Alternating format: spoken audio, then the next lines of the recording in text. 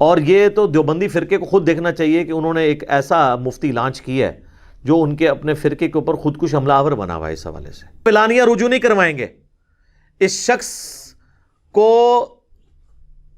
مطلب اس پہ فتویٰ دیں گے کہ اس نے یہ جو باتیں کی ہیں یہ اسلام کے منافی ہیں اور اب یہ تجدید نکاح بھی کرے. میں وہابی نہ میں بابی، میں ہوں مسلم علمی کتابی، نہ میں وہابی نہ میں بابی، میں ہوں مسلم علمی کتابی، نہ میں وہابی نہ میں بابی، میں ہوں مسلم علمی کتابی.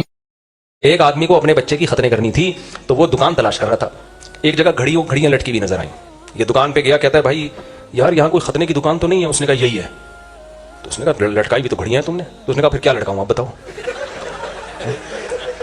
آپ بتا دو کیا لٹکاؤں، ختنے کی دکان میں کیا لٹکاؤں جس سے پتا چلے کہ یہ کس کی شاپ ہے. تو وہ کہتا ہے میں لاجواب ہو گیا. میں نے کہا بھائی میرے پاس کوئی جواب نہیں.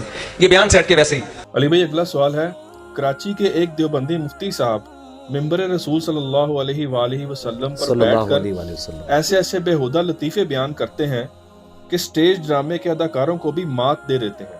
اسی وجہ سے وہ ینگ جنریشن میں دن بدن مقبول ہو رہے ہیں. ان کے بےہودہ لطیفوں کی میمز اور روسٹنگ ویڈیوز کافی وائرل ہو رہی ہیں. آپ جیسے سنجیدہ مبلغین ان جیسے علماء کی ان حرکات پر مجرمانہ خاموشی کیوں اختیار کیے ہوئے؟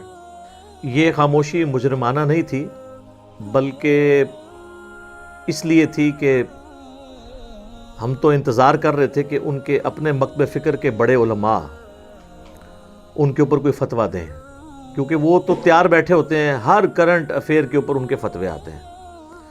پچھلے دنوں ڈاکٹر ذاکر نائک حافظہ اللہ تعالیٰ نے جو مسٹربیشن کے حوالے سے، مشت زنی کے حوالے سے گفتگو کی، جس پہ میں نے ایک علمی ویڈیو ریکارڈ کروائی ان کے علمی رد کے اوپر، تو اس حوالے سے بھی فتویٰ دیوبندیوں کے مفتیاء کی طرف سے آ چکا ہے کہ جی یہ بالکل ان کا فتویٰ غلط ہے اور مسٹربیشن جو ہے اسلام میں حرام ہے. اس لیے کہ وہ ان کے اپنے فرقے کا نہیں تھا نا، دوسرے فرقے کا تھا بندہ. اپنے فرقے کے علماء کی جو بےہودہ لطیفوں والی ویڈیوز عام ہیں، بچوں کے موبائلوں کے اندر ہیں، جس سے کوئی اسلامی درس نہیں کسی کو مل رہا. اور یہ بھی نہ سمجھیے گا ان کے بڑے علماء کو پتہ نہیں ہے، ان کو پتہ ہے، لیکن وہ مزہ لوٹ رہے ہیں اس کا کہ چلو بدنام ہوں گے تو کیا نام نہ ہوگا. تو بدنام ہو کے وہ نام کما رہے ہیں اپنے فرقے کا. لیکن چونکہ اس سے اسلام کی بدنامی ہو رہی ہے، اس لیے میں اب اس کو ایڈریس بھی کر دیتا ہوں کہ یہ خطرناک کھیل کھیل رہے ہیں، یہ بہت ہی سنگین معاملہ ہے. اب وہ جو ان کی میمز ہیں یا روسٹنگ ویڈیوز ہیں، میں ان ویڈیوز میں جو کچھ انہوں نے ڈسکس کیا ہے، میرے اندر تو اس طرح کی جرت نہیں ہے کہ میں اس طرح کے الفاظ اپنی زبان پہ لاؤں یا وہ لطیفے آپ کو سناؤں. میں اشارتاً بات کر دیتا ہوں کیونکہ مجھے بھی نہیں تھا پتہ. یہ تو کچھ دن پہلے حسن بھائی نے مجھے کچھ ویڈیوز دکھائی ہیں اور وہ بھی انہوں نے کہا ایک بار دیکھیں تو صحیح. میں نہیں تھا ایکسپیکٹ کر رہا کہ اس لیول تک کوئی بندہ گر سکتا ہے. اس سیمپل کے طور پہ جو مجھے کوئی 2-4 باتیں یاد ہیں، میں آپ کو اشارتاً بتا دیتا ہوں. آپ خود وہ ویڈیوز کئی لوگوں نے دیکھی بھی ہوں گی تو پتہ چل جائے گا کہ ہاں یار یہ والی ویڈیوز تو تھیں واقعی. ایک ان کی وہ جو گدھے والی ویڈیو ہے کہ ایک بندے کا گدھا جو ہے وہ سست ہوتا ہے تو اس کے لیے وہ حکیم سے جا کے دوائی لیتے ہیں. گدھے والا قصہ یار، وہ ایک آدمی کا جو گدھا تھا نا وہ بہت سست تھا تو وہ چلتا ہی نہیں تھا. تو وہ کسی حکیم کے پاس گیا تو حکیم صاحب سے بولا گدھا کم وقت سفر پہ دور جانا ہے، مجھے چل کے ہی نہیں دے رہا. تو حکیم صاحب نے کہا اچھا ٹھیک ہے، لال مرچیں دے دی اس کو بتائے بغیر اور بولا کہ یہ تھوڑی سی لگا دو. اس نے وہ گدھے کے دم اٹھائی، مرچیں لگا دی. اب گدھا اتنی سپیڈ سے بھاگا کہ گدھا آگے اور یہ پیچھے. اب یہ گدھے کے پیچھے پیچھے بھاگ رہا ہے اور گدھا بہت آگے نکل گیا. اب یہ پریشان کہ یار یہ تو مجھ سے بھی زیادہ تیز سپیڈ ہو گئی، پکڑے گا کون اس. آگے گیا، ایک اور حکیم صاحب بیٹھے ہوئے تھے، ان سے جا کے کہنے لگا کہ حکیم صاحب میں نے پچھلے حکیم صاحب سے ایک چورن لیا تھا، انہوں نے لگایا وہ مجھ سے بھی آگے نکل گیا، میں کیا کروں. تو حکیم صاحب نے کہا کہ بھائی تھوڑے سے اپنا بھی لگا لو. تو اس نے غلطی یہ کی کہ جتنی مقدار میں گدھے کے لگا تھا اتنی ہی مقدار میں اپنے لگا لیا. اب جب اپنے لگایا ہے تو ان کی بھی سپیڈ بڑھ گئی. اب گدھے کا تو آگے جا کے ختم ہو گیا نا، ان کا بھی باقی تھا. تو یہ بھاگتا ہوا جا رہا ہے، لوگوں سے کہہ رہے ہیں اس کو پکڑ کے رکھو، میں بھی واپس آ رہا ہوں. اس کو پکڑ کے رکھو. تو وہ اب آپ آگے دیکھ لیجیے، جنہوں نے دیکھا ہے ان کو پتا ہے اس نے کیا بیان کیا اس کے اندر. इसी तरीके से वो नर्सों वाली वीडियो, और नर्सों वाला एक लतीफ़ा उन्होंने सुनाया। इसी तरीके से वो हूरों वाला एक लतीफ़ा सुनाया उन्होंने। हमारे हजरत फरमाया करते थे कि एक नाबीना आदमी दुआ मांगता था, अल्लाह हूर दे दे ना, उसको कोई रिश्ता नहीं देता था बेचारे, हूर दे दे। तो किसी ने आके ना, वो कोई फाहिशा औरत आ गई उसके पास, कौन है भाई जो हूर आई, तो नतीजा ये निकला कि उसने उससे ताल्लुक कायम किया, भाई आसमान से कोई हूर आई है, हालांकि वो फाहिशा औरत थी। तो बड़ा खुश हो गया कि मुझे कहां से आसमान से क्या मिल गई है, हूर। फिर दूसरी औरत आई, कौन आई है, हूर आई। अच्छा भाई चलो, उससे भी दोस्ती लगा ली, तीसरी, चौथी, पांचवी, छठी, सातवीं, उसके बाद एक और औरत आई, कौन है भैया, हूर आई। कह के सारी हूरें मेरे मुकद्दर में लिखी हुई है क्या, और दुनिया में कोई और नहीं जिसको हूर मिलेगी।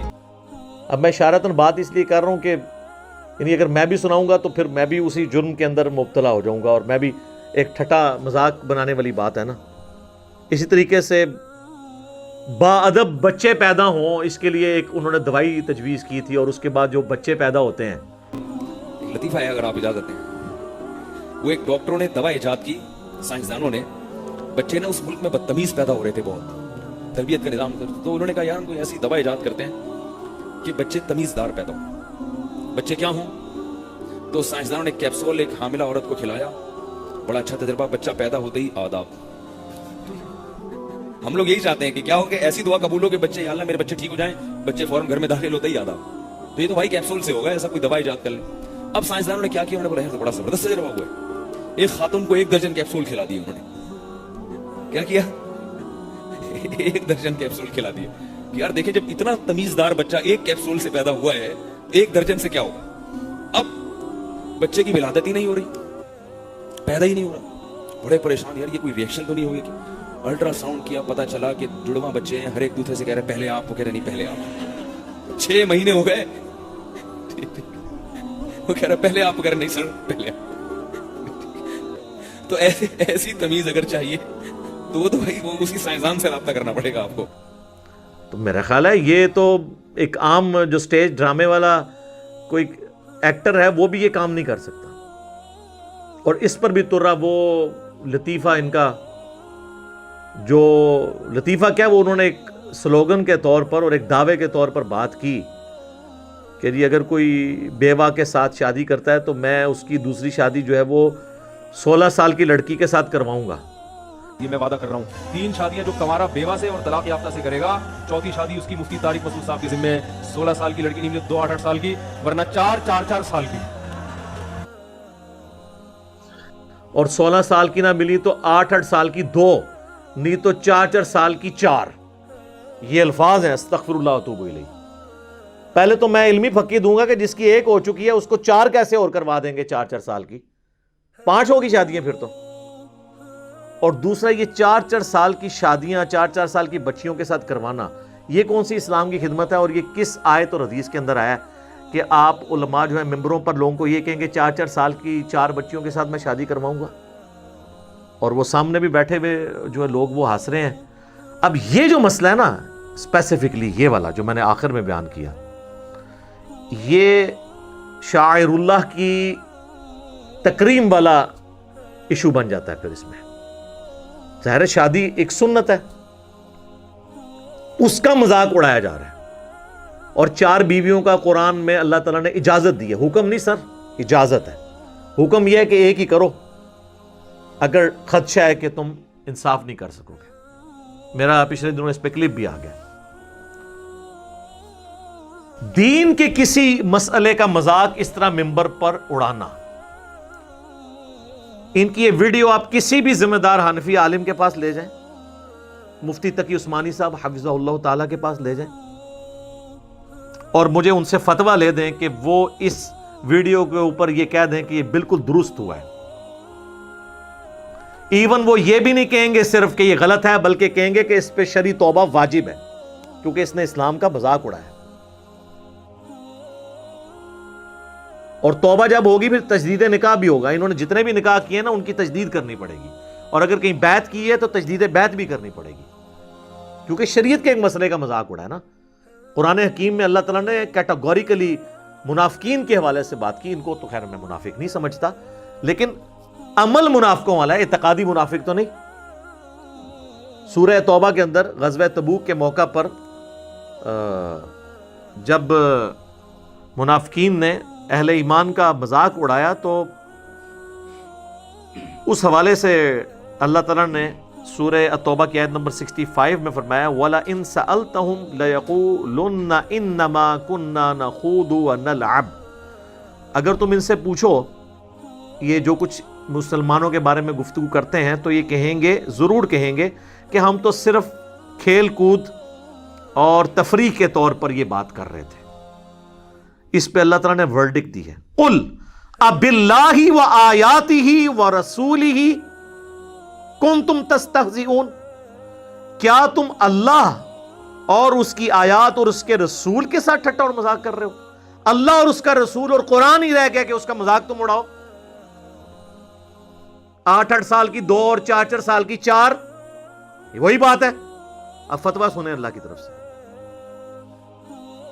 لا تعتذروا، مت بہانے بناؤ، قد کفرتم بعد ایمانکم، تم ایمان لانے کے بعد کافر ہو چکے ہو، کیونکہ تم نے اللہ کی آیات کا، دین کا مذاق اڑایا۔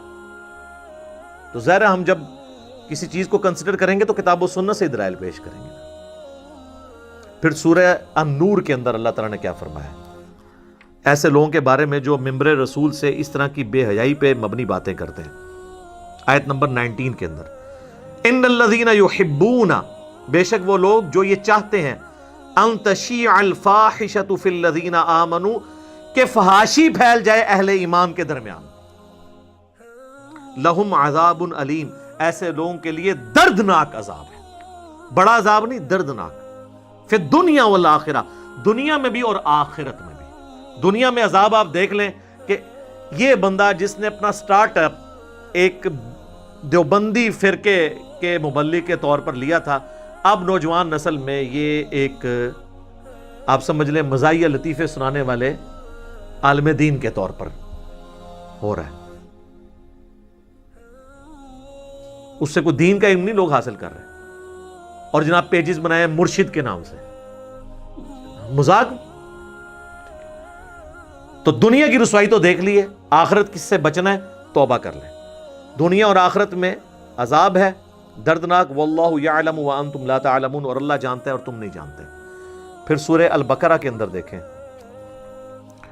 آیت نمبر 168 میں، یا ایھا الناس، اے لوگو، کلوا مما فی الارض حلالا طیبا، کھاؤ زمین میں جو پاکیزہ چیزیں اللہ تعالیٰ نے پیدا کی ہیں، ولا تتبعوا خطوات الشیطان، اور مت پیروی کرو شیطان کے راستوں کی، انہ لکم عدو مبین، بے شک وہ تمہارا کھلا دشمن ہے۔ اب وہ شیطان کی پیروی کیا ہے اس کے راستوں کی؟ اگلی آیت میں ہے، انما یأمرکم بالسوء والفحشاء، وہ تو تمہیں صرف اسی بات کا حکم دیتا ہے کہ تم گناہ کے کام کرو اور بے حیائی کے کام۔ اچھا، بے حیائی بھی تو گناہ ہی ہے، اس کو علیحدہ سے مینشن کرنے کی کیا ضرورت ہے؟ ادھر سے ہی سارا فتنہ داخل ہونا تھا۔ جس طرح کہ آپ دیکھیں ایاک نعبد و ایاک نستعین، و ایاک نستعین بھی عبادت ہے، الدعاء هو العبادہ، جامع ترمذی میں حدیث ہے، مشکات میں موجود ہے، دعا ہی عبادت ہے، لیکن اللہ تعالیٰ نے عبادت سے الگ کر دیا اسے، ایاک نعبد و ایاک نستعین، کیونکہ زیادہ شرک اس معاملے میں ہونا تھا، غیر اللہ کو مدد کے لیے پکارنا۔ یہاں پہ بھی زیادہ برائی ہونی تھی، فحاشی والی، تو برائی سے الگ بھی اسے ذکر کیا کہ شیطان تو تمہیں حکم دیتا ہے اس چیز کا کہ تم برائی کرو اور بے حیائی، وَأَن تَقُولُوا عَلَى اللَّهِ مَا لَا تَعْلَمُونَ، اور تم اللہ کے اوپر وہ بات کر دو جو جس کا تمہیں علم ہی نہیں ہے، اپنی طرف سے ہی باتیں بنا کے کرو، دین کے اندر ایگزیجریشن کر دو۔ تو یہی والی بات یہاں پہ بھی ہو رہی ہے، 8 سال کی 2 اور 4 سال کی 4۔ میں کہتا ہوں کہ یار یہ اس طرح کی مشہوری سے پہلے تو انسان ایمان و عافیت کے ساتھ مدینہ شریف میں مر جائے تو بہتر ہے۔ یہ کون سی مشہوری ہے؟ یہ تو بدنامی ہے، اور یہ تو دیوبندی فرقے کو خود دیکھنا چاہیے کہ انہوں نے ایک ایسا مفتی لانچ کیا ہے جو ان کے اپنے فرقے کے اوپر خودکش حملہ آور بنا ہوا ہے اس حوالے سے۔ چلیں ایک آدھ ویڈیو ہوتی تو میں کہتا، یہ تو سر درجنوں میں ہے۔ میں مزاح کے خلاف نہیں ہوں، مزاح سنت ہے، لیکن یہ والا مزاح نہیں۔ میری تو الگ سے ویڈیو ریکارڈڈ موجود ہے کہ وہ مزاح کس لیول کا ہونا چاہیے۔ جس کی اسلام میں اجازت ہے. یہ تو مزاق تو ہو ہی نہیں رہا, یہ تو دین کا الٹا مذاق اڑایا جا رہا ہے, شاعر اللہ کا مذاق اڑایا جا رہا ہے, دین کے احکامات کا مذاق اڑایا جا رہا ہے. تو بہت کریٹیکل ایشو ہے. صحیح بخاری اور صحیح مسلم کے اندر حدیث موجود ہے, اللہ کے محبوب صلی اللہ علیہ وآلہ وسلم نے فرمایا بعض اوقات انسان اللہ کی رضا کا ایسا کلمہ اپنی زبان سے نکالتا ہے اسے خود بھی نہیں پتا ہوتا, اور اللہ تعالیٰ اس کی وجہ سے اس کے درجات بلند کر دیتا ہے.